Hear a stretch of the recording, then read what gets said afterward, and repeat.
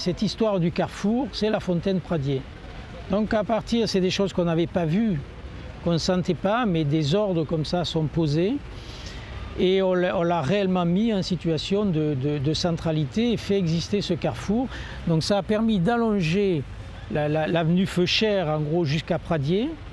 Et de dire qu'à partir d'un moment, les jardins qui venaient de Feuchères s'arrêtaient, s'étalaient, c'est ce grand mouvement qu'on voit. Et après, on passait à la partie plus minérale, au pied des arènes, qui est l'ouvrage bâti minéral emblématique.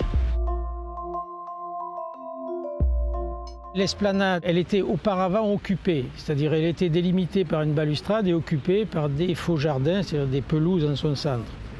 On a libéré le centre, et ce centre qui a été libéré, qui est ce grand triangle instabilisé, ce qui est un peu compliqué dans un endroit où il y a du vent, du soleil, c'est un espace qui est libéré pour des manifestations qu'on ne connaît pas, donc il est ouvert. Et il est bordé de deux façons différentes, par les jardins côté sud en liaison avec Feuchères et par ce grand mail que vous voyez ici de platane qui est devant la ville patrimoniale et le palais de justice.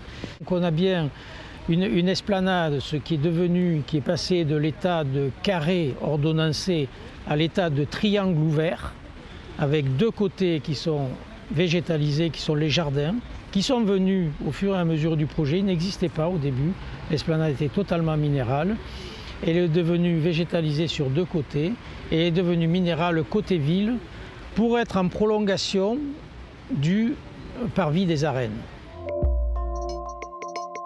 L'effet lumière, c'est en dehors de toutes les problématiques qui sont de plus en plus réelles sur le réchauffement et la notion de la luminosité. Ce qui peut paraître contradictoire, on a les effets d'albédo, c'est-à-dire que les matériaux blancs renvoient la lumière, donc effectivement éblouissent, mais la nuit nécessite peu d'éclairage et dans tous les cas sont beaucoup plus lisibles que quand c'est des matériaux noirs, plus continus et captent beaucoup mieux la lumière. La lumière d'ailleurs du jour comme celle de la nuit.